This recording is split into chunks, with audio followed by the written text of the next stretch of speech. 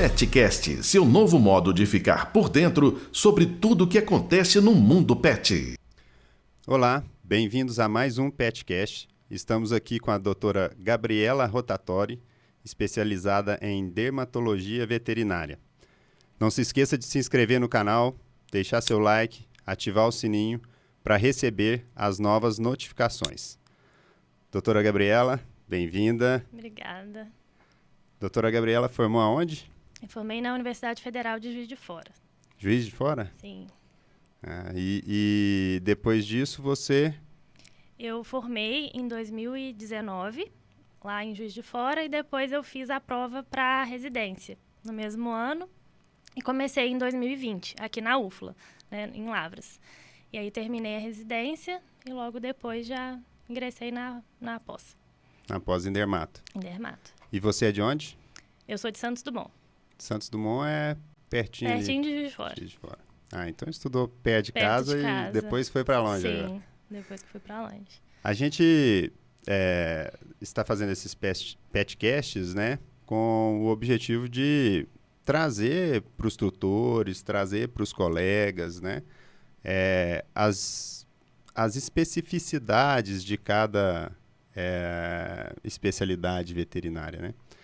E você entrou para a área de dermatologia. Você sempre gostou dessa área ou você procurou essa área porque entende que é uma boa casuística, uma dificuldade realmente dos tutores em proporcionar um tratamento adequado? Foi uma junção de tudo, na verdade. Assim, na faculdade a gente tem, né, claro, nas aulas de clínica e tudo mais, eu já tive muito contato nas práticas também, eu já tinha percebido que a casuística é muito alta. E isso já foi, assim, me deixando um pouco alerta para essa parte. E eu sempre tive um olhar muito atento à pele, assim, mesmo nas consultas de clínica geral, que às vezes uma queixa era outra, eu sempre estava olhando uma orelha, sabe? Olhando uma coisa diferente que eu via, já fazia uma pergunta um pouquinho mais específica para essa área. Eu via que eu já gostava. Só que, assim, ainda não era nada muito certo que eu ia seguir na área, nem nada do tipo, não. No finalzinho da graduação, eu fiquei um pouco em dúvida, assim, na área que eu ia seguir. Eu já sabia que eu queria pequenos animais, mas a especialidade mesmo eu ainda estava um pouco em dúvida. Aí eu pensei um pouco em diagnóstico por imagem, no final da graduação, até porque eu dividi o meu estágio final que eu fiz lá na Universidade Federal de Viçosa, eu fiz um pouquinho em imagem também, só para eu ver se era realmente isso que eu queria ou não, até para saber qual seria a prova de residência que eu ia prestar. E um pouco na área de clínica também. Aí eu vi que realmente o que eu gostava era na clínica, né? Não que eu não goste de imagem, mas me chamou mais atenção a área de clínica. E lá em Viçosa também já tem, né, o professor lá, que é um dos dermatologistas, inclusive, com as certificações, né, do Brasil, que é o professor Lissandro. Aí lá eles já têm também uma pegada mais da dermato, sabe? Eu gostei bastante da área. E na residência, eu não prestei para dermatologia em si, eu sempre gostei muito de clínica geral também. Aí existem, né, as residências específicas de dermatologia, oncologia, cardiologia, mas eu optei por fazer primeiro de clínica geral, até porque eu acho muito, muito importante, né, você ter a visão de um todo antes de você escolher uma área um pouco mais específica.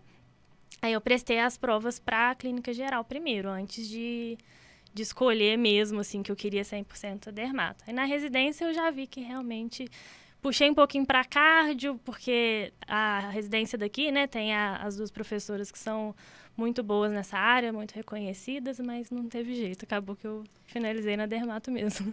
E você disse aí algo importante, né, que a clínica geral, ela é base, né, para as outras especialidades. E para dermato não é diferente, né? Pode ser alguns dos sinais e sintomas que a pele, o ouvido demonstram ali, eles podem estar relacionados com outras doenças, né? De outras especialidades e que... Sim. A gente fala que a pele é um reflexo do corpo do animal, né? E acaba que é o que o tutor vê de primeira. Então, às vezes, ele fica o dia inteiro fora de casa e não consegue ver exatamente se o animal vomitou, que às vezes fica em um terreiro grande. Um vômito, às vezes, passa despercebido. Mas aí ele chega no portão, faz um carinho no animal, ele vê que a pele tá esquisita, que ele tá coçando. É algo que ele consegue perceber com mais facilidade e acaba refletindo doenças no geral, né? Hoje a gente observa que as pessoas elas estão se formando e imediatamente elas já precisam de procurar alguma outra pós, uma especialização, uma residência, algo nesse sentido. Eu acho que isso é um caminho de evolução da veterinária. Sim. Para quem deseja trabalhar nessa área de dermatologia, às vezes a gente pensa que tudo é muito complexo, tem gente que acha que é tudo muito fácil, mas eu não vejo nada com facilidade. Tudo eu acho que tem que ter muito estudo, muita dedicação. Para essa área de dermatologia, um profissional, ele precisa buscar o conhecimento, ele precisa estudar. Você, por exemplo, quando iniciou lá atrás no seu estágio, assim que formou, comparando com o conhecimento que você tem hoje de dermatologia, além disso, a estrutura que é necessária para se trabalhar, como que se constrói um dermatologista? Qual que é o caminho dele? Eu acredito que todas as especialidades e a própria graduação em si da veterinária exige que a pessoa goste muito de estudar e mesmo se não gostar, tem que estudar, não tem jeito. Eu acredito que seja igual a medicina humana mesmo, você não pode ficar parado no tempo, você tem que estudar mesmo. E a dermatologia é uma das especialidades que mais publica artigo, que mais tem coisa nova, que mais tem estudo na área. É muito voltado também à própria medicina humana, tem, né, muitos estudos avançados e a medicina veterinária está ali também junto. Tem, inclusive, algumas doenças específicas que a veterinária até começou antes da medicina humana. E eu acho que o caminho principal na dermatologia é você não deixar de estudar nunca, né, estar sempre atualizado, porque às vezes em um mês você acha que você está atualizado, no outro já sai uma coisa nova e você já está falando besteira. Então, eu acho que é isso. Estágio também eu acho muito interessante para quem já se interessa assim, na área, né, já na faculdade, antes de se formar. Eu acho muito interessante a parte prática, até porque são necessários exames que você precisa de saber fazer, né, o ideal, mas se você não souber ainda fazer, pelo menos coletar de maneira correta você tem que saber. Então, eu acredito que seja o estudo e procurar uma instituição, né, reconhecida, com os professores que são bons e reconhecidos também na área, eu acho que é muito importante. E a parte do diagnóstico em si, né, o que você precisa fazer, preciso fazer um raspado de pele, preciso fazer um exame otológico, preciso fazer, talvez, cultura, enfim, são exames muito específicos, muito tecnificados, ou são exames que dependem mais do conhecimento do veterinário mesmo e da forma como faz? Porque a gente vê muitos relatos assim de problemas de pele que as pessoas falam, isso não, nossa, ninguém acerta o que é o problema, a gente não consegue resolver o problema. Sim. É uma das áreas também que as pessoas mais falam, os próprios veterinários falam, eu acho difícil, eu nunca faria, porque é tudo igual. Como é que você vai saber? Uma bolinha num cachorro é igual da outra, parece uma espinha, e aí, o que é? Aí, eu acho que vem muito de antigamente, era muito assim, tem cara disso, tem cheiro disso, então provavelmente é isso. Mas as coisas, hoje em dia, não funcionam assim, né? Se você vê que parece uma coisa, então é algo que puxa mais o seu diagnóstico para uma determinada doença. Então, a gente trabalha muito, né, não só na dermatologia, mas com diagnósticos diferenciais, né? A gente tem que olhar para aquela lesão, pensar todos os diagnósticos possíveis e a gente já tem que ter na cabeça todos os exames também que serviriam ou para descartar aquela hipótese inicial ou para confirmar a sua hipótese. Então, eu acho que vem muito disso também, que não existe mais isso. Tem cheiro disso, tem cara disso. Você tem que confirmar através de exames. Isso é uma coisa que eu tenho observado muito, né? A veterinária evoluiu para a medicina veterinária. E quanto mais nós estamos evoluindo, né? É um processo, ela não evoluiu, ela está evoluindo. Sim. E quanto mais nós estamos evoluindo, mais eu observo que o que está prendendo e fidelizando os tutores é você confirmar o diagnóstico.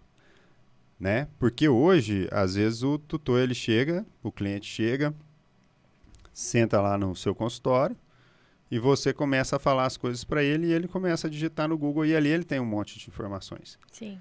E o Google, ao mesmo tempo que ele traz informações que são úteis, ele também traz informações que às vezes vão contradizer as informações que estão sendo passadas pelo profissional. E hoje é muito importante que a gente feche o diagnóstico.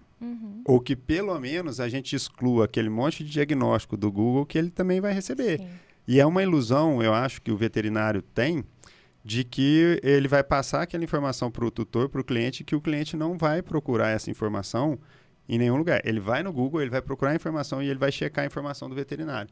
E se o veterinário não descartou as doenças que o Dr. Google vai falar, aí o cliente ele começa a perder a confiança em relação a isso, né? Nessa questão de diagnóstico, quais seriam, assim, os principais exames que vocês fazem na dermatologia? Talvez exames hormonais, não precisa ser tão específico, mas as áreas de exames que vocês vão lá, raspado de pele, exames hormonais, sei lá. A gente começa geralmente com os básicos, mas é claro que depende muito da queixa do tutor e do que você está vendo ali. Mas os básicos, assim, são citologia, né, de pele. Aí tem várias técnicas, mas pode desde encostar a lâmina na lesão e olhar no microscópio, até mesmo aquelas raspagens que a gente faz, né, ou com uma espátula, ou com um bisturi. Pode ser superficial, pode ser profundo, tem algumas variações.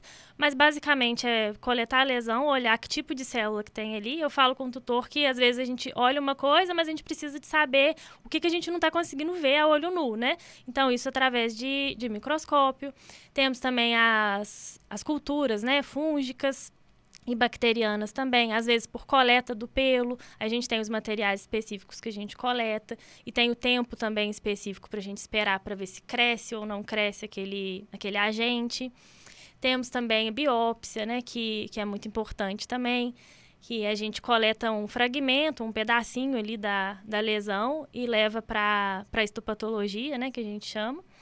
E a gente consegue ter, assim, a grande maioria dos diagnósticos através desses exames. Mas tem outros, né, mais específicos, é claro, como a otoendoscopia, né, que é basicamente a gente tem o otoscópio normal de consultório, que a gente coloca, né, no ouvidinho do cachorro e consegue ver ali as lesões mais externas.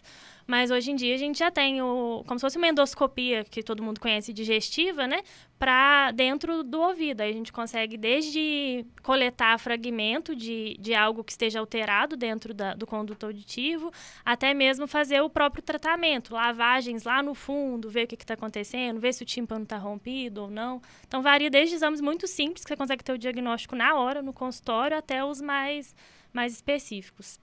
Tem os hormonais também, que é através de coleta de exame de sangue. Por isso que eu falo que a clínica anda lado a lado, assim, com a dermato. Não tem como você excluir uma coisa e outra. Então tem que ser um clínico dermatologista. Sim. Nunca vai poder deixar a clínica de lado, Não. né? Porque senão você não consegue ter uma visão do todo e às vezes o problema é você deixa até passar a coisa, né? com certeza. Quais são os principais problemas dermatológicos hoje da sua rotina? Com certeza as doenças alérgicas. A gente tem vários tipos, né? Desde uma alergia à picada, à saliva da pulga, que é o mais comum e mais simples que a gente tem, até a dermatite atópica, que é muito comum em criança, né? Que já está muito estudada há muitos anos na medicina humana. E agora a gente já tem vários medicamentos muito bons e muito específicos para controle, mas tem alergia alimentar também, é a principal rotina. Claro que as parasitárias também, né? Às vezes ácaro, os conhecidos como sarnas, também a gente ainda tem, mas menos na rotina, que hoje em dia as pessoas tendem a prevenir mais do que era antigamente. Qual que é o papel da prevenção, né? Eu sempre olho que a prevenção, para mim, ela parece mais inteligente por parte do cliente, por parte, né, de nós mesmos como humanos ali. Eu acho que é muito mais inteligente a gente prevenir, a gente se alimentar de forma adequada, a gente praticar algum exercício, a gente tentar levar uma vida um pouco mais equilibrada para a gente não ter problema de saúde. Sim. E eu vejo que para o pet, eu acho que isso também deveria ser o adequado, né? Com certeza. A parte de prevenção. E a parte de prevenção de doenças dermatológicas, ela estaria relacionada aqui? A grande maioria a controle de ectoparasitas. E nisso a gente já, conversando aí com a clínica, a gente já previne imensas quantidades de doenças relacionadas à clínica médica, né? Não só à dermatologia. Por exemplo, se você prevenindo o carrapato, você consegue, né, já prevenir babesiose, erliquiose, entre outras, e também a dermatite por picada, por exemplo, né, a dermatite alérgica. Então, eu acredito que a principal prevenção na dermatologia hoje é dos ectoparasitas. A questão alimentar também pega muito, sabe? Por exemplo, às vezes doenças nutricionais acabam interferindo na questão da pele, do pelo. Isso também, uma boa ração, um bom controle, né, de ectoparasitas. Isso inclui também repelente, sabe? Que já ajudaria na questão da leishmaniose. Isso vai desde a primeira consulta, não só de dermatos, né, de clínicos gerais. Isso cabe a gente também, porque muita gente não sabe. Aí cabe ao veterinário explicar, né, da importância, que não é você ver uma pulga que você vai aplicar o remédio. O ideal é que a pulga não chegue no seu animal. Você não tem como saber, depois assim, viu, ontem não estava, hoje estava, não tem como. Depois que você viu, se é alérgico à picada, já era. Já tá tarde, Sim. né? Já vai manifestar. E às vezes os tutores ficam meio assim quando a gente fala de pulga, de sarna, porque fica parecendo que ele não cuida. Quando a gente fala assim, vi uma pulguinha, aquele assim, não, mas meu animal não tem pulga, não. Mas aí eu até gosto, os estagiários que acompanham meus consultas, tudo até sabem que eu sempre falo que a minha cachorrinha tem alergia à picada de pulga. Então aí a gente já traz o tutor um pouquinho mais pra perto, que não é algo que acontece só com eles. Bicho de veterinário também tem esses problemas. Eu falo, se eu vacilo um dia com a minha cachorrinha de não prevenir o suficiente com os comprimidos, né, a gente tem vários exemplos aí no mercado, Simparica, Bravecto, NexGard, e a minha cachorrinha, ela fica horrível. O pelo dela cai inteiro, ela fica se coçando absurdamente. Ela fica com a minha mãe hoje em dia, né, e o meu pai. Minha mãe me liga, nossa, nem parece cachorro de veterinária. Você passou, 3 dias do remédio. A minha cachorrinha é desse nível. Vai passear, já fica com o pelo todo alterado. Aí eu sempre gosto de falar, olha, a minha cachorrinha tem, então eu não posso vacilar também. Seguir direitinho, né, os dias específicos, porque tem sempre aquela coisa, em bula fala 30, 35 dias, mas a gente sabe que tem um pouquinho mais. Mas não dá para afirmar. Se o fabricante falou 30 dias, é porque tem estudo para isso. Então, pode ser que em alguns animais tenha um pouco mais de durabilidade? Pode, mas como é que eu vou saber? Que a minha não tem e a do tutor vai ter? Não tem como saber. Então, por isso que é bom sempre seguir a recomendação de bula. Eu acho que esses controles aí de ectoparasitas, eles são básicos, né? Para qualquer tipo de prevenção, assim como as vacinas. Sim. Além de pulga e carrapato, uma outra doença que traz bastante sintomatologia de pele também, né? Leishmaniose, né? E aí tem as coleiras também de proteção. A coleira de proteção no início, ela também protege contra pulga, contra carrapato. Então, é possível você criar ali um protocolozinho, né? Ao longo do ano, para você tentar ser eficiente em todos eles e econômico, né? Sim. Porque você prevenindo, você está deixando de gastar dinheiro ali depois com o tratamento, né? E às vezes com coisas até mais graves. E tem alguns mitos aí, né, na parte de dermato, né? Eu vejo assim, por exemplo, em otites mesmo, tem bastante coisa que o pessoal fala, né? Você tem algum aí que você queira desmistificar? Sim, o principal que a gente ouve em consultório mesmo, tanto dermato quanto o clínico geral, acho que todo mundo já ouviu. Meu animalzinho foi pro pet shop e pegou otite lá. Ele tá com otite depois do banho, com certeza caiu água. A gente tem uma visão muito de mãe que fala com criança assim, não seca direito, vai pra piscina e depois tem otite. Mas não é muito bem assim, a água não causa otite nos cães, né? A água por si só, não. O que pode ter acontecido no pet shop que às vezes predispôs uma alergia? Ou uma irritação mesmo de contato com algum tipo de produto.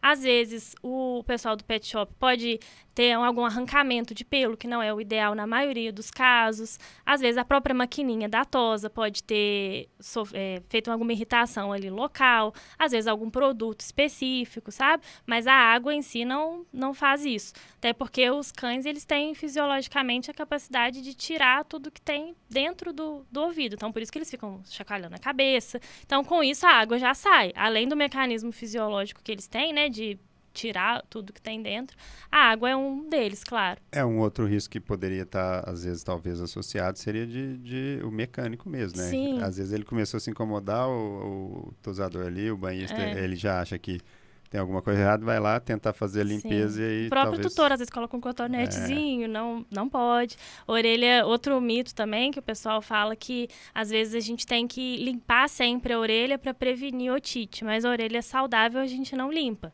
de cão. É claro que, às vezes, se tá com um excesso de cerumen muito grande, o cachorro fica dentro da cama, claro que aquilo incomoda, né?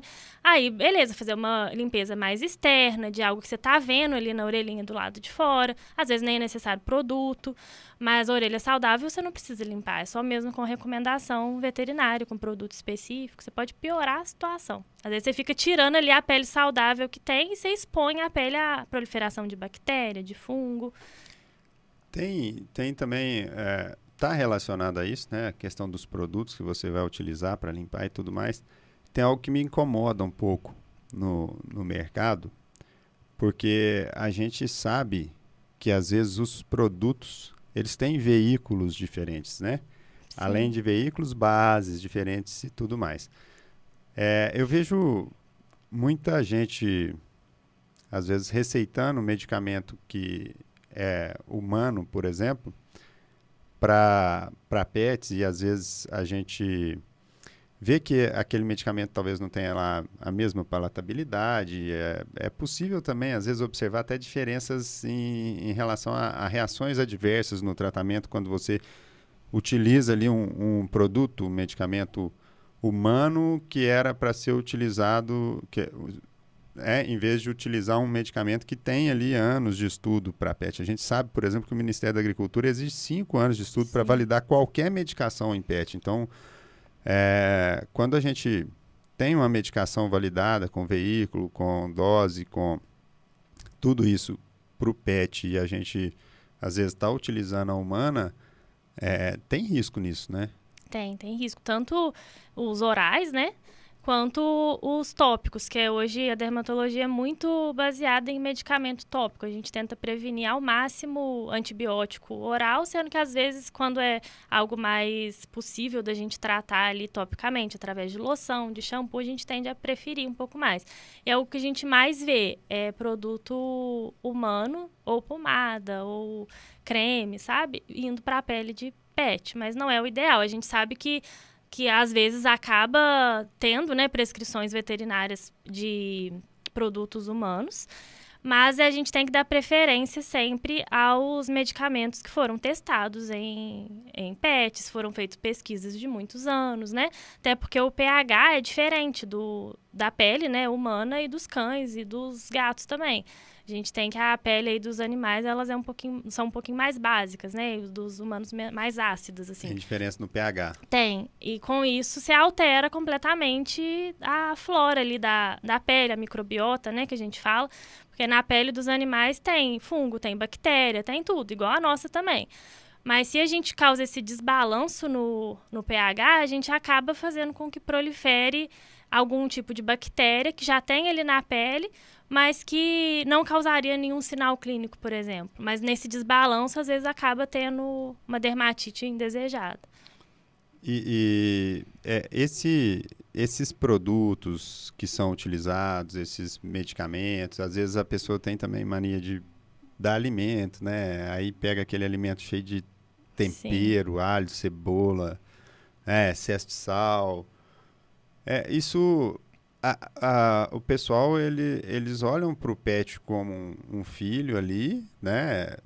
Mas quando você vai analisar o que o seu filho precisaria, aí você aí tem um desvio muito grande, né? Porque... Sim. Tadinho, ele fica olhando, ele fica com vontade, mas ele nem sabe o que é aquilo. E aí você pode pegar e dar outra coisa para ele ali, sim, enganar, né? No começo, e tá tudo certo. E ele não sabe que você tá enganando ele também, né? Mas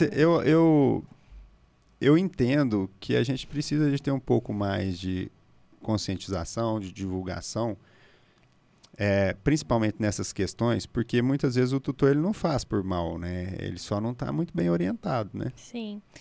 Eu falo que o maior desafio, assim, da dermatologia é a educação ao tutor. Não porque eles não saibam, porque não queiram fazer da maneira correta, não é isso. Mas cabe a gente explicar tudo muito bem detalhado e mesmo assim a gente sabe que tem muita falha. Então, assim, a principal casuística da dermatologia são as doenças alérgicas. Uma delas é a dermatite alimentar, né? A gente chama de alergia ao alimento alimentar. Geralmente é por proteína. Então, aí, o animal tem uma reação que o corpo dele desencadeia como se tivesse que destruir aquilo ali. Essas dermatites alérgicas a alimentos são algo muito difícil de a gente explicar para o tutor. Porque como é que você explica que o seu animal tem uma alergia, entre aspas, à proteína? Você fica assim, nossa, mas não é possível, eu como carne a vida inteira, mas porque parece surreal mesmo um cachorro ter alergia à proteína. Aí a gente tem que mudar completamente a alimentação por rações hipoalergênicas, por exemplo, que não é que não tenha proteína. Ela tem, só que é tão pequenininha, são as hidrolisadas que a gente fala, é tão pequena a proteína que o corpo do animal não reconhece aquilo como uma proteína.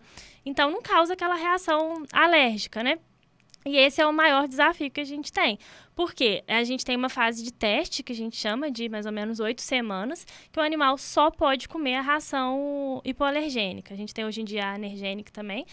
Ele só pode comer aquilo. Então, se o tutor der um petisco por fora, não precisa ser proteína, mas às vezes um biscoito, uma coisa, você não vai poder afirmar se tem ou não essa alergia.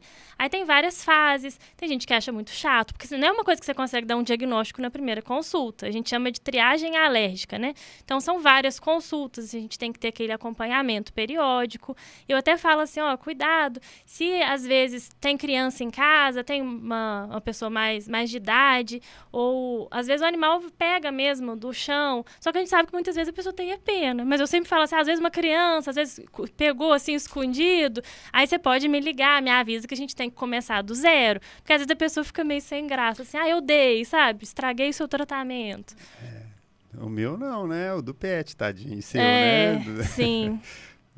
E em humanos, a gente vê muito aqueles testes alérgicos que põem aquelas agulhinhas e tal. Uhum. Isso tem também na veterinária? Tem também. E para essas de proteína, porque quando eu já tive, né, pet shop, e aí lá a gente vendia ração e tudo mais, aí a gente via que tinha ração de frango, ração de cordeiro, ração de bovino, ração de peixe, né, de salmão ali, e aí essas hipoalergênicas também, e às vezes a gente via que o tutor chegava, não, o meu só pode comer de cordeiro, porque com a de cordeiro ele não tem reação, e a diferença é tão pequena assim, digamos, às vezes tem alergia à ração de frango e bovino, mas não tem alergia à ração de cordeiro, ou não tem alergia à ração de vísceras de aves, né, que às vezes tem algumas que são com vísceras de aves. Realmente é bem minucioso, assim. E é um outro mito que tem, que esses testes alérgicos servem para diagnóstico de dermatite atópica. Hoje em dia a gente sabe que não, que eles ajudam no direcionamento do tratamento. Pode até ajudar em alguns diagnósticos, por exemplo, numa dieta e tudo mais, mas ele não serve como diagnóstico, ele serve como tratamento. O diagnóstico da dermatite atópica hoje em dia é clínico. Né? É um passo a passo que a gente faz e vê como que o animal vai responder através disso. Não tem um exame de sangue que a gente fala assim, seu animal é atópico. Não, por isso que é demorado. Às vezes a pessoa fica, meu Deus, não é possível, que não vai melhorar, que é isso. E essa questão de ração ou de alimento mesmo, essa fase de restrição que a gente fala, antigamente até tinha muito isso, da carne do cordeiro, que às vezes é um alimento que o animal nunca teve contato. Por isso que surgiu essas rações mais diferentes, assim. Aí, às vezes, a pessoa prefere fazer dieta natural para ver se tem ou não a alergia. Aí, antigamente, era arroz e carne de cordeiro, arroz e, vamos supor, carne suína, que às vezes o animal nunca teve muito contato. Mas a gente sabe que em fábrica de ração, às vezes, tem aquelas reações cruzadas, né? Que, às vezes, usam o mesmo equipamento para fazer mais de um tipo de ração. Então, por mais que a ração não seja de cordeiro, o equipamento algum dia foi usado. Então, aquela partícula ali já pode é suficiente para causar reação. Então, assim, para essas triagens, aí hoje em dia a pessoa tem que procurar uma proteína muito inédita, né? Não sendo o caso de uma ração hipoalergênica, por exemplo. Acaba a gente indo pelo mais fácil, que é a ração, a gente já sabe que não tem proteína o suficiente ali, mas aí é carne de rã, carne, sabe? De algo que o animal realmente é muito improvável que ele tenha tido contato. Então, realmente, isso faz muita diferença. O tipo da carne, o tipo de proteína. E hoje em dia a gente não sabe que é só proteína. Tem animal que vai apresentar uma reação de hipersensibilidade à aveia, à fruta, sabe? Então, é um trabalho muito minucioso mesmo. E é possível, por exemplo, em algum primeiro momento de consulta, separar se é alimentar ou se é, por exemplo, produto químico? Porque, às vezes, o desinfetante, o sabão em pó, o amaciante que lava o cobertor... Porque tudo isso pode, né?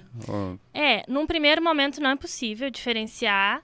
É tudo muito parecido, né? Então, por isso que a gente faz os exames e tem essa triagem que é um passo a passo. Às vezes, por exemplo, o pessoal fala, tem alergia a perfume do pet shop, alergia a uma coisa específica que eles usam lá. Mas não seria muito bem alergia que a gente fala, seria mais uma irritação pelo produto.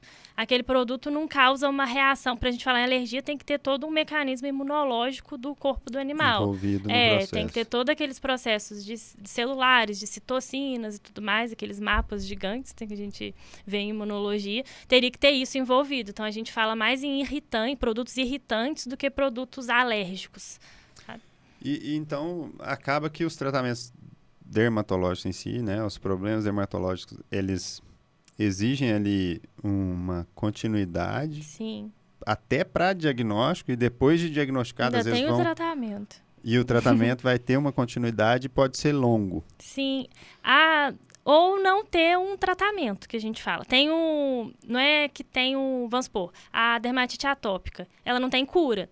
Ela tem o tratamento, mas é algo para a vida inteira. Então, isso é um pouco frustrante para o tutor no primeiro momento, que a gente já demora um pouquinho para a gente afirmar o diagnóstico. É claro que a gente já está mais acostumado, a gente já sabe, aquele shih tzu que chega com aqueles mesmos sintomas, fala, olha, é muito possível que seja dermatite atópica, mas eu nunca consigo afirmar numa primeira consulta. Então, se o animal foi depois diagnosticado com dermatite atópica, aí eu falo, olha, é algo que não tem cura, mas tem controle, é algo que a gente tenta fazer? A gente tenta que o animal tenha menos crises, né, ao longo do ano, ao longo dos anos, e quando tiver essas crises, que elas sejam mais amenas possíveis. Então, essa parte é a mais difícil, assim, do trabalho em dermatologia. Porque é algo oneroso para o tutor, claro, porque a gente sabe que os produtos dermatológicos não são os mais baratos do mercado, geralmente eles saem com uma receita um pouquinho longa, então por isso que às vezes a gente tem que ir aos poucos, né, por fases, para também não dar aquele susto direto no tutor, às vezes ele abandona direto o tratamento. Então tem que ser tudo muito bem explicado, explicar o porquê de cada produto, a importância de cada produto, porque muita gente olha lá na receita, um hidratante para pet, nem eu uso, por que eu vou comprar um hidratante para o meu cachorro?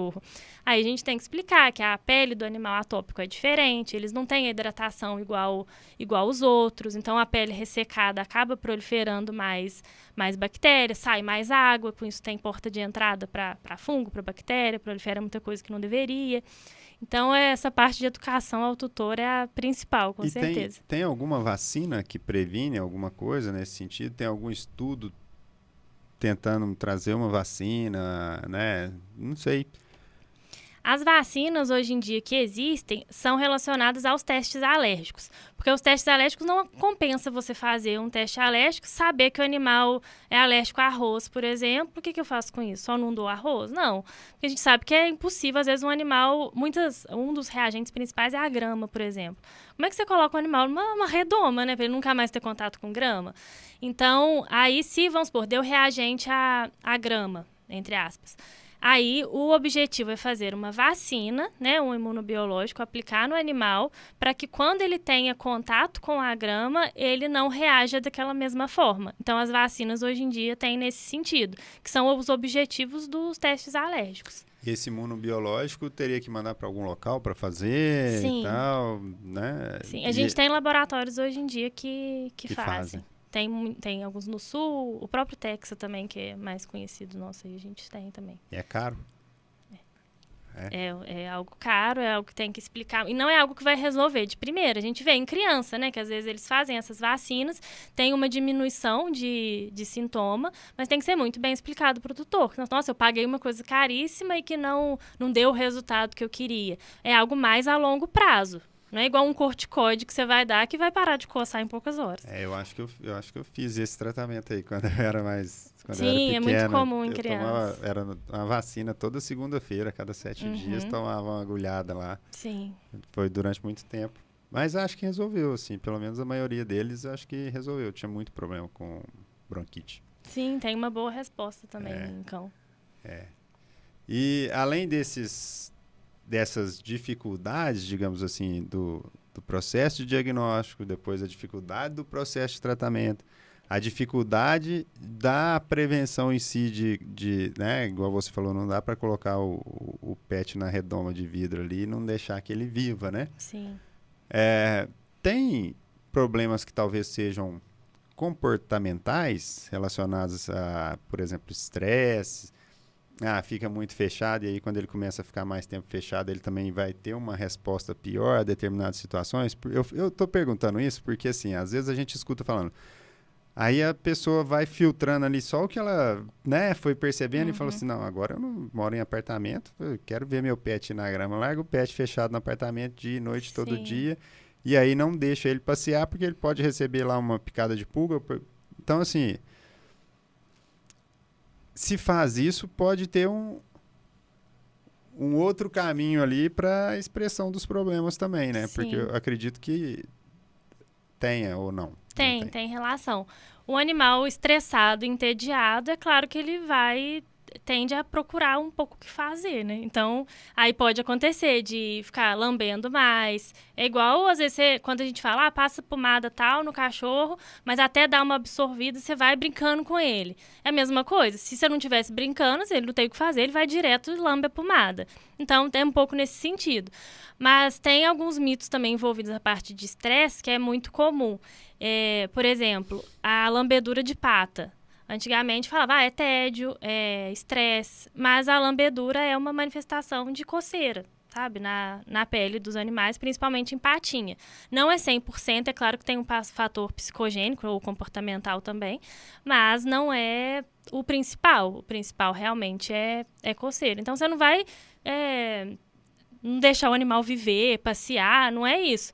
Claro, com a dermatite atópica, por exemplo, com o controle da doença, você consegue que ele tenha a mesma qualidade de vida, praticamente, do que um animal que não tem a doença. Então, ele vai poder passear, vai ter contato com grama, com outros animais, tudo igual. Tem medicamentos veterinários aí que, às vezes, ele mata a pulga antes dela picar no pet? Sim, a gente tem. Então, no caso, a picada de pulga é totalmente controlável. Sim, e no caso da picada de pulga também é muito importante o controle do ambiente, né? Que a gente sabe que mais de 90% das pulgas estão no ambiente. Às vezes a gente não vê no animal, mas ela tá ali na frestinha, né? Onde ele dorme, na caminha, na madeira, o que for, no chão da casa. Então, isso às vezes é um pouco complicado de explicar para o tutor, que fica parecendo que você está falando que na casa dele é lotado de pulga. Mas aí a gente tenta, né, explicar que às vezes a gente não vê mesmo, que pode acontecer. Às vezes uma pulguinha é suficiente para causar uma alergia maior. Aí é nesse sentido.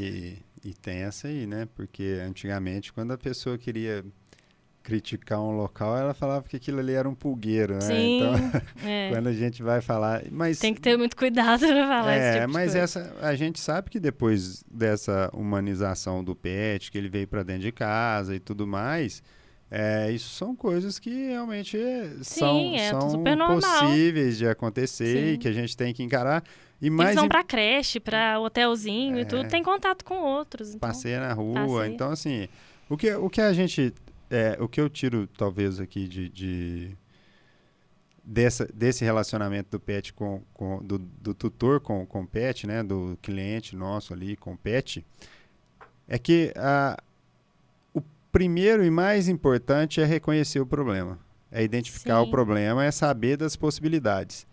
E aí, de acordo com isso, seguir a recomendação técnica do profissional ali que está assistindo, né, o caso, né, o problema dermatológico, arrisca, né? Sim. Porque se você não segue a risca, você está burlando um tratamento que já é complicado, pelo que eu entendi, né? Não dá, não é uma coisa simples de se fazer. Se você fica burlando, você vai ter que ter consultas mais a miúde, né? Em intervalos menores. Agora, se você estiver fazendo tudo certo, talvez você consiga... A tendência é prolongar muito mais. com certeza. E o dermatologista quer prolongar, né? Não dá para ficar, porque é ruim, né, para o pet, ele sofre muito, né? Sim. Os problemas dermatológicos Hoje são em dia a complicados. gente já tem vários estudos no sentido de qualidade de vida, né?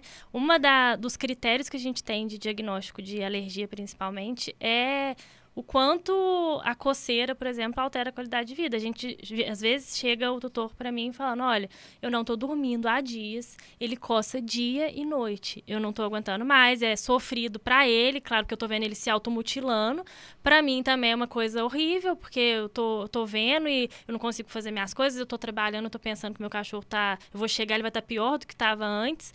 Então, aí, geralmente, uma coisa que eu pergunto é um score que a gente usa, assim, de 0 a 10, quanto que seu cachorro coça? 0 não coça nada e 10 é que ele para de comer para coçar, para de dormir para coçar, não brinca porque tá coçando. E muitas vezes eles falam 8, 9. Aí você imagina como é que esse cachorro tá em casa. Muitas vezes os pets escondem um pouco de sintoma no consultório também, né? Porque tá assustado. Mas você vê que um animal com um grau de prurido ou coceira, assim, muito alto, ele não esconde, não. Ele chega no consultório. Enquanto você tá fazendo a anamnese, que já é mais demorada, né, em dermatologia, ele tá ali do seu lado, coçando. Ele não para. E você vê que, às vezes, a lesão piora durante a sua consulta. Então, é algo que tem que ser observado muito em casa e não demorar para começar a tratar, porque aí, com certeza, as consequências são muito piores. A gente vê, né, principalmente banho-tosa, mas também reclamação de tutor ou queixa de tutor, né, que seria o que a gente já comentou aqui um pouco, aquela questão das patinhas, e aí, às vezes, o pelo é branquinho, ele começa a ficar de outra cor, porque tá lambendo ali.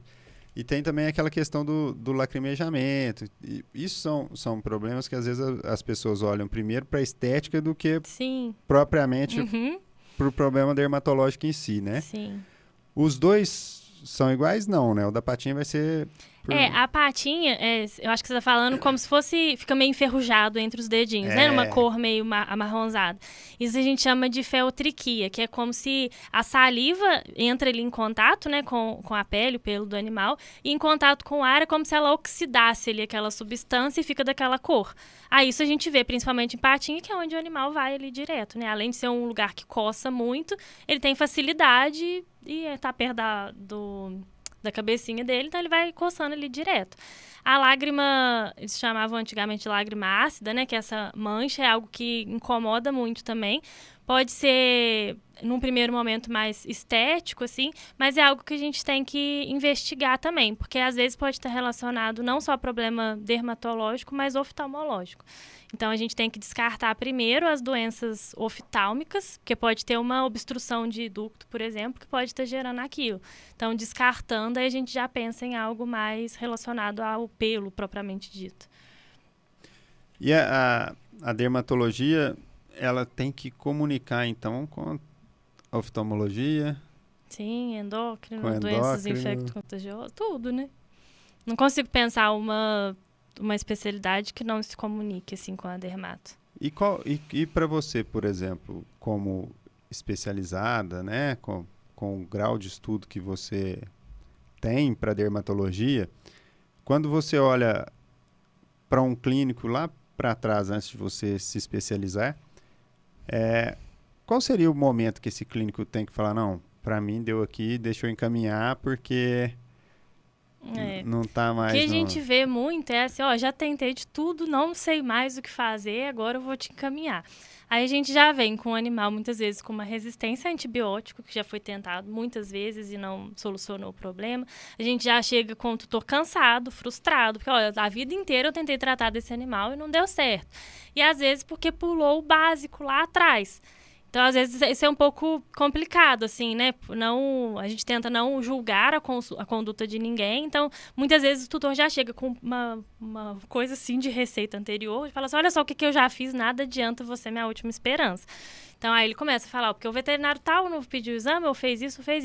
Aí, a gente tem que ignorar tudo e falar assim, olha, eu não conheci o animal antes, eu não sei o que ele estava apresentando no momento, eu não conversei com o veterinário anterior. Então, o que a gente tem para fazer daqui para frente. Então, assim, é começar do zero mesmo, às vezes repetir exame muito inicial, sabe? Então, eu acho que o ideal seria encaminhar, assim, o mais rápido possível, mais no início. E aí, quando a gente está falando aqui de medicina veterinária, né, que seria isso pensando como um médico, né? Eu acho que se você é um clínico geral, chegou ali um caso de dermatologia, se você encaminha ele pro dermatologista, o dermatologista inicia aquele trabalho, mas você, como clínico geral, você vai continuar, né, dando sequência para as coisas, porque outros problemas serão do clínico geral, né? E às vezes a dermatologia vai identificar um problema que tem que devolver para o clínico geral ali, para ele...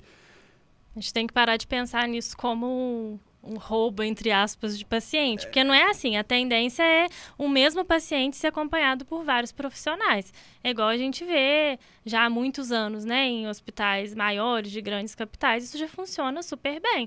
O mesmo animal tem o seu endocrinologista, tem o seu dermatologista. E é claro que um tem que sempre ir conversando com o outro. Por exemplo, o dermatologista não pode, por mais que às vezes o animal peça um corticoide da vida, se ele tem um hiperadreno ali descontrolado, ele não vai poder, num primeiro momento, usar. Então, eu não posso interferir na conduta que já está sendo feita do outro veterinário. Então, eu acho que a dermatologia, muitas vezes, cai muito isso para a gente, de conversar com outros profissionais, ou clínico geral, ou da outra especialidade, para ver também o que a gente pode fazer, sabe? O que a gente pode substituir para não prejudicar o animal.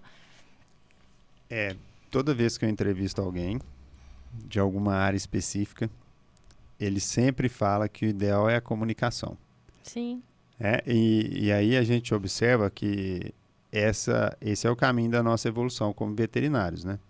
Porque se todos que têm mais conhecimento pregam o diálogo e a comunicação entre os veterinários que assistem o caso, significa que quando você encaminha, que quando você entende que tem alguém que vai entregar uma qualidade melhor de serviço que o seu, você está pensando no paciente. Isso é evolução. E isso é você pensar como médico.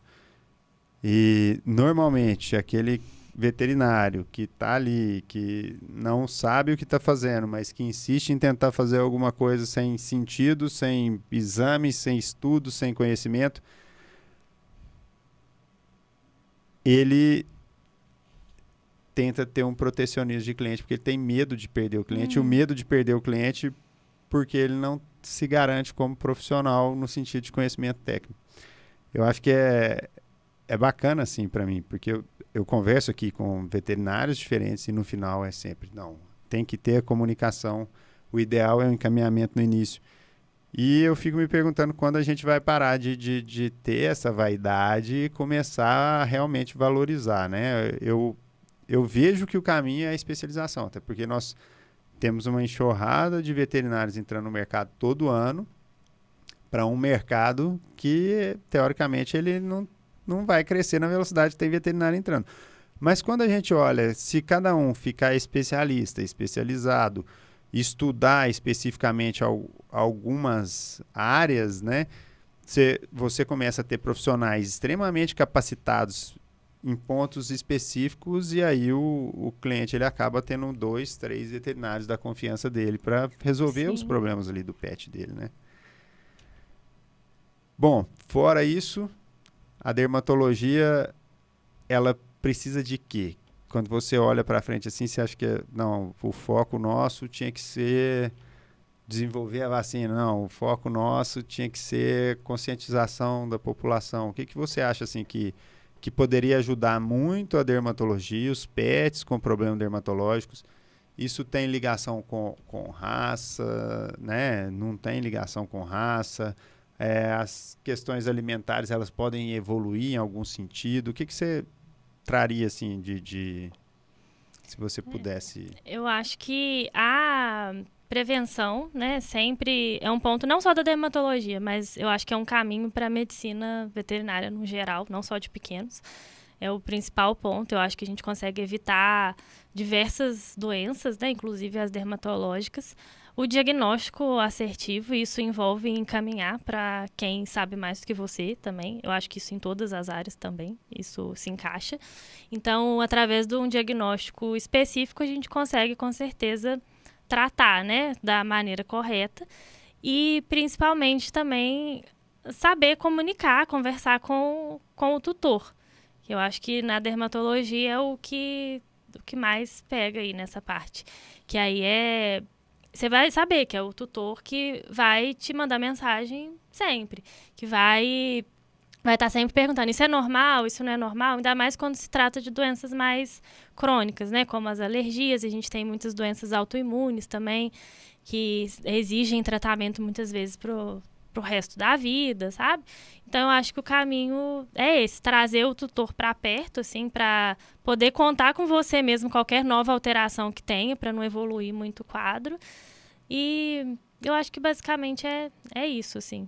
E encaminhar seria muito importante. É a mesma coisa da gente, dermato também, porque às vezes as próprias medicações na dermatologia podem alterar mecanismos fisiológicos do animal que podem combinar em outras doenças. Então, os próprios dermatos encaminham muito também, por exemplo, para endócrino, sabe? Para outras coisas. Por mais que, às vezes, eu como clínica geral também, antes de dermato, a gente estava acostumada a tratar tudo. Então, não é que a gente não sabe, a gente tem que perder um pouco isso, não é que eu não sei. Mas é porque, às vezes, tem alguém que está ali há anos estudando só isso, sabe? Então, eu acho que o caminho é esse. E o clínico geral ali também, ele tem uma consciência maior do que ele tem conseguido resolver e diagnosticar e do que ele não tem conseguido, porque ele tem uma rotina, né, desse tipo de coisa. Então, assim, o que chega que já tá com aquele jeitão de algo que ele não vai Vê conseguir... um shih tzu ali com a axila toda vermelha, com o pescoço aqui na lombar, a gente já sabe que muito provavelmente é algo que não é só mais transitório ali. O animal tem uma doença dermatológica. Então, se nesse momento o clínico já conseguir identificar isso e já trazer isso para um dermato, com certeza os diagnósticos melhorariam e, consequentemente, a qualidade de vida do animal. O que seria o primeiro sinal, o primeiro sintoma que o tutor vai ver ali, que você diz assim, não, pode levar para o dermatologista, porque... Isso depende muito, assim. Pode ser desde uma coceira, mas é algo muito visual. Então, assim, a maioria das coisas que chegam é perdeu o pelo aqui nessa região, tá coçando, é algo mais crônico. Muitas vezes vai no clínico, fez o básico ali, não melhorou. Então, isso já é um alerta, sabe? Ou então, não fez exame específico, então não está sabendo muito ali o que está tratando. E igual você citou, tem muitos exames, né? Eu acho que o veterinário hoje que não está fazendo exame, que não está buscando um diagnóstico, ele está desatualizado, né? Meu ponto de vista. A dermatologia tem muito o lado clínico também, né? Que é você ver a resposta do paciente. Mas é claro que muitas coisas têm que ser, pelo menos, excluídas. Às vezes você não tem um diagnóstico assertivo com o exame, mas você excluindo outras coisas, com certeza, já é um caminho aí que você tem que percorrer, não tem jeito. Não tem como fugir muito, não. O tutor, quando ele demora para tomar a decisão de levar para o veterinário, ele vai agravar o quadro, né? Isso é algo que é consensual. O veterinário também, quando demora para tomar a decisão de encaminhar o paciente, que ele sabe que ele não vai resolver o problema, ele também está piorando o quadro. Eu acho que com o caminhar da veterinária, essas coisas elas vão reduzindo com o tempo. Agora, tem raças que vão ter mais problemas dermatológicos? Com certeza. Eu tô comprando esse cachorro aqui, esse filhote, fui num canil, comprei esse filhote, ou não, tô adotando esse filhote, ou ganhei de presente. Tá, aí essa raça tem mais problema, predisposição a problema. Por conta das predisposições.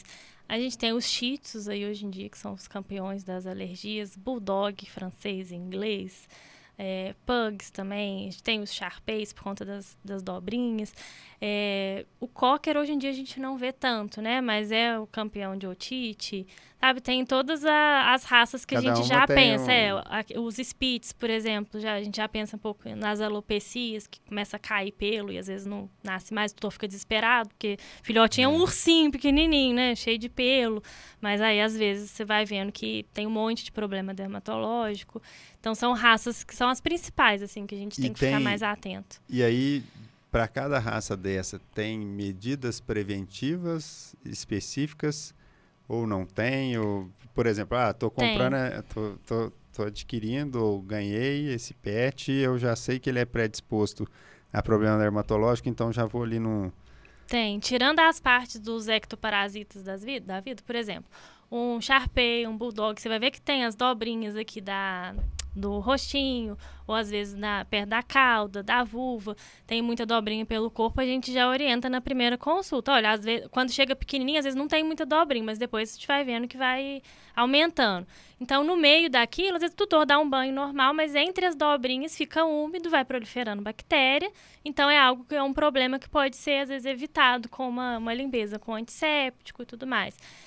Tem algumas raças, por exemplo, os bulldogs têm muita alergia, os shih tzus, então a gente tem que orientar na parte mais de ectoparasitas, de alimentação também. Isso tudo tem que ser levado em consideração. Os Spitz também, o Lulu da Pomerânia, tem muita chance de alopecia postosa. Então, é algo que até como clínico geral mesmo, como ultrassonografista, quando a gente precisa de fazer uma tricotomia, eu sempre aviso pro tutor, falo, olha, essa raça pode ser que eu tose, pode ser que nunca mais nasça pelo. Eles, nossa senhora, que eu vou... Então, deixa pra lá, não tosa. Então, às vezes, no ultrassom, tende a afastar o pelo, jogar um álcool líquido, por exemplo, ao invés do gel, sabe? Então, aí a gente tem que tomar uns cuidados, vamos supor, na internação. É claro que você não vai deixar de salvar a vida do animal, porque precisa fazer um canular ali rápido, porque não vai nascer pelo depois. Não é nesse caso, mas em casos que a gente pode evitar tosar por estética no futuro, a gente já pensa, assim. Então, o ideal seria, quando eu vou adquirir lá o pet e tal, a gente pesquisar algumas coisas a respeito e procurar ali um veterinário e tudo mais e já ver o que eu posso ter de problema aqui. E a gente sabe assim, para deixar claro, não é uma raça, outra raça. A gente sabe que cada raça vai ter seu problema porque é da genética dele ali e tal, né? Igual a gente. A minha família tem problema com diabetes, aí outra família tem problema cardíaco, aí o outro... A família e os tem próprios problema SRDs também. Hoje em dia tem muito com problema dermatológico. Antigamente eu não pensava, vira-lata não tem nada não, vou pegar vira-lata porque vai dar certo, eu não vou gastar com ele. Mas pelo contrário, a gente está vendo muito, porque querendo ou não é uma mistura, né, de raça, a gente não sabe qual que é o histórico do animal. Então acaba tendo muito problema dermatológico também. Ele não tinha nada porque ele vivia livre, ele tinha uma vida de cachorro e tudo mais. Agora ele tem uma vida de gente, né? E a vida de gente é que traz aí, né, um monte de problema.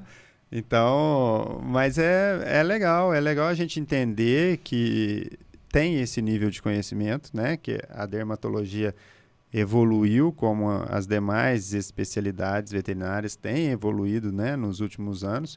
E principalmente a gente saber e ter essa noção de que a gente pode procurar o veterinário a hora que a gente adquiriu ali o pet, ganhou, enfim, adotou, não importa, para a gente receber informações que são muito úteis, né? E a gente valorizar essas informações. Eu acho que isso vai muito da valorização do profissional, essas especializações. Por quê? Porque eu vou chegar ali, eu vou receber informações que são totalmente técnicas e úteis para o dia a dia, para evitar os problemas. Eu acho que o foco vai ser na prevenção, né? Sim. Sempre. E a dermatologia, ela tem um papel muito importante. Eu acredito que... Você tem uma ideia de quanto por cento das casuísticas de uma clínica veterinária, de um hospital veterinário, de um consultório veterinário, de não dermatologistas estejam relacionados à dermatologia? Eu esqueci a porcentagem exata, mas é mais de 50%. Mais de 50% do motivo de procurarem veterinários o campeão tem relacionado... é dermato e a parte do sistema digestivo também, né? Vômito, diarreia, fica bem equilibrado, assim, dermato e a parte digestiva, eu acho que são os campeões. E aí depois ainda tem cardiológico, urinário, né? Geniturinário, respiratório, né? Isso depende muito também, né, do às vezes, estilo porque do às vezes hospital. a gente fala assim, mas é mais de 50%. Aí, mas o gastroentérico também vai ter mais de 50%. Mas então já passou de 100 já? Porque às vezes tem as duas coisas, né? Sim, isso também são dados de lugares específicos. Às vezes que já tem um atendimento mais voltado para dermatologia. Já tem uma então a gente fama, fala né? assim, já tem uma fama. Então isso é o dado exato, assim, de balanço, né, dos hospitais brasileiros eu não tenho agora, mas eu sei que é uma grande parte. É a mesma coisa dos atendimentos de dermato relacionados à otite, assim. são muito, muito prováveis que os atendimentos principais sejam relacionados à otite. Aí a gente tem que pensar que a otite nunca é isolada. Ela geralmente é manifestação de uma doença de base. Então, às vezes, o clínico geral, ele chega vomitando, dá uma olhadinha na orelha dele, porque ele às vezes está coçando. Aí passa uma medicação para queixa principal e uma medicação para otite. Às vezes nem cita que pode ser relacionado a alguma outra doença. Então, esse é o papel do dermato também, porque a gente já sabe que as otites têm a grande maioria das causas relacionadas à base alérgica. Então, a gente já acende aí o alerta para o tutor, né? Que uma otite nunca é só uma otite, uma piodermite nunca é só uma piodermite. E, às vezes, isso passa batido numa consulta geral, assim. Fazendo uma analogia com a área que eu mais trabalho, né? Como veterinário, não como gestor, que é a avicultura. Muitas vezes as pessoas me procuram e eles querem que eu passe um tratamento. E eu sou muito reticente a passar tratamento. Primeiro, eu não... Para começar, se você tem uma avicultura de postura, se você utilizou antibiótico, você não pode comercializar os ovos durante o período de carência do antibiótico. Então, se você tem uma granja ali, você fica muito tempo sem ter o recurso financeiro, sem entrar esse dinheiro. Então, esse já seria o primeiro problema.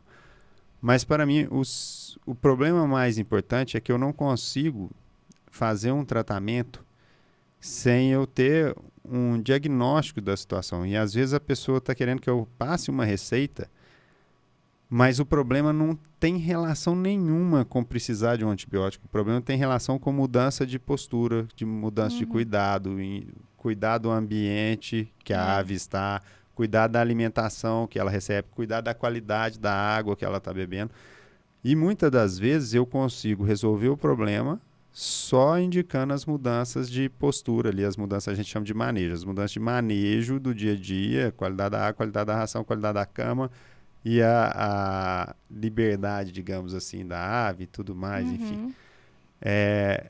Por tudo que nós conversamos, eu acho que, e voltando ali, se eu entro com tratamento, eu vou tirar, entre aspas, o sintoma e daqui 15, 20 dias esses sintomas estariam de volta. Sim. Foi por isso que eu fiz essa analogia. Então, por tudo que nós conversamos, eu entendi também que na dermatologia é assim que funciona. Nem sempre o tratamento vai ser só o medicamento. Às vezes ele vai ser o manejo dentro de casa, às vezes ele vai ser... A gente usa o tratamento, às vezes, para tirar o animal da crise para o diagnóstico, porque às vezes a gente não consegue, os diagnósticos se confundem por causa disso. Só que às vezes, a maioria das vezes, o animal vai melhorar naquele tratamento inicial para tirar da crise. Então ele acha que é isso. Aí, às vezes, não preciso mais. Como assim vou dar medicamento pro resto da vida? Resolveu, não vou mais continuar mas não é tratamento. assim. Então, se a gente vê que está tendo recidiva, então alguma coisa está errada. Então, às vezes, é voltar no zero no tratamento, começar de novo. Então, por isso que, às vezes, a gente tem que ir batendo na tecla aí com o tutor. E mesmo quando o cliente, né, o tutor, ele diz que não fez, diz que fez tudo certinho, o veterinário sempre sabe quando não fez, né? Porque a coisa...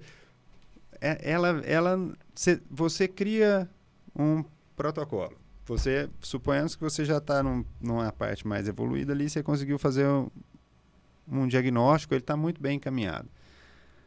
E aí você começa um tratamento que era para funcionar e daqui a pouco ele volta. Você sabe que burlou, né? Você sabe que se você está pesquisando no caso da proteína e tal, você suspende a proteína aí, chega ali, você olha e fala, você deu... Sim, tem muitas coisas que dá pra gente dar uma desconfiada. Por isso que às vezes eu peço foto, assim, às vezes eu tiro foto no primeiro atendimento e falo, até na minha receita pode mandar foto ao longo do tratamento pra gente ir comparando. Eu sempre falo que eu tô tirando foto por isso pra comparar. Aí, às vezes, a pessoa não vai ficar tirando foto da mesma coisa. Então, às vezes, isso força ela a tentar o tratamento, pelo menos para mostrar alguma diferença, que fez alguma coisa. Isso eu acho que é uma estratégia que ajuda também. Quais seriam os primeiros sintomas, assim, por exemplo? A gente via muito, na época que eu trabalhava em pet shop, que tinha pet shop, às vezes eu chegava lá um cãozinho com aquele pelo fosco, sem brilho, às vezes antes de começar a coçar e tal, né, às vezes mudava a ração e ele voltava a ficar com pelo brilhante e tal. Essa parte nutricional, de deficiência, para esses problemas dermatológicos também, qual que é a importância da avaliação do pelo? Porque às vezes a pessoa vai esperar o paciente estar coçando, alguma coisa assim, mas ela já É pode uma ter. das coisas que a gente mais tem que ver na anamnese. Qual a ração que come, se come petisco, o pelo fosco, meio sem brilho, assim, a gente já pensa em várias doenças, assim. Mas a nutricional, às vezes, é uma das principais que a gente passa batido, né? Então, é muito importante ver a questão da qualidade da ração, questão de verminose também. Às vezes, está sendo consumido muito nutriente ali por vermes intestinais, por exemplo, o corpo entende que precisa de suprir as partes mais essenciais, o pelo não é uma coisa a mais essencial do mundo ali. Então, às vezes, isso vai acontecer, queda de pelo, o pelo vai ficar feio. É a mesma coisa quando a gente toma uma sequência muito grande de antibiótico ou, às vezes, passa por uma cirurgia. O corpo entende ali que você está precisando no momento de outras coisas. Então, às vezes, o cabelo cai. É a mesma analogia para o humano. Então, isso a gente tem que ficar muito atento, assim, nessa parte de nutrição que reflete muito na qualidade, né, do pelo, da pele. Para o dia a dia, então, fazendo um resumo aqui, um compilado que a gente conversou. Primeiro, realmente alimentação de qualidade, né? Não dar os desvios ali, as agradinhas. Cuidado com os produtos, né? Não ficar utilizando produtos por causa de questão de diferença de pH ali, né? O que mais? Me ajuda aí. Prevenção, muito importante de ectoparasitas. Assim que identificar uma lesão, já não deixar passar, porque às vezes são muito parecidas realmente. Os próprios clínicos gerais reclamam disso. Tudo igual. Então, com o diagnóstico assertivo, a gente já consegue eliminar grande parte desse problema. É o controle lá dos ectoparasitas, foi a alimentação, foi o uso de produtos adequados para PETs, controle de ectoparasitas. O que mais que a gente pode deixar para quem está assistindo? Tratamento, seguir o tratamento certinho. E porque é comum, às vezes, ter recaída no tratamento. Então, não é que não funcionou. Cabe você ligar o veterinário responsável e falar, olha, não, está acontecendo isso, não funcionou. Então, às vezes, a gente muda a estratégia. Então, não desistir no primeiro coisa que dá errado, entre aspas, na primeira dificuldade. Então, seguir o tratamento certinho, confiar, né, no que o veterinário que você escolheu tá falando, porque é isso, assim, a dermatologia é a gente acompanhando dia a dia mesmo e vai ter recaída, não tem cura muitas vezes. Então, ficar brincando ali de jogo de dama, praticamente. Você volta, vai. Então, é isso, assim, a gente não pode desistir na primeira dificuldade. Até porque o objetivo mesmo, se não tenha cura, digamos assim, o objetivo vai ser ter a melhor qualidade de vida possível, né, para o paciente. Sempre buscar qualidade de vida. Bom, pessoal, a gente conversou hoje com a doutora Gabriela Rotatori, dermatologista veterinária, especializada em dermatologia veterinária, que, como vocês viram aqui, tem muito conhecimento mesmo. Ela, do jeito que vocês viram aqui, é agradável conversando, ela é assim todo dia. Então, para você que quer encaminhar pacientes para ela, você veterinário, quer encaminhar pacientes para ela, vai ter o contato dela, né? Pode deixar, ou qualquer coisa, pode ligar também na VetPet, unidade de Lavras. A doutora Gabriela é muito ética, então ela vai receber, vai fazer o papel dela, né, no diagnóstico, no tratamento, mas com certeza ela vai ter a parte ética aí de deixar para você o cliente que já é seu, né, a parte que você trabalha. Para você que é cliente e não tem um veterinário aí, né, eleito seu, ou que sabe que o seu pet tem problema dermatológico e não tem um veterinário que acompanha, a doutora Gabriela está à disposição também na VetPet. Muito obrigado, foi muito enriquecedor. Realmente a parte de dermatologia era algo que eu não tinha nem um pouquinho assim de noção, e você esclareceu muito bem. Obrigada pelo convite, né, todos, e estou lá na VetPet, estou à disposição para atendimentos, para veterinários também que querem tirar dúvidas comigo, encaminhar paciente, tudo, pode entrar em contato comigo, que a gente vai tentar resolver da melhor forma possível. Bom, obrigado, pessoal. Até a próxima.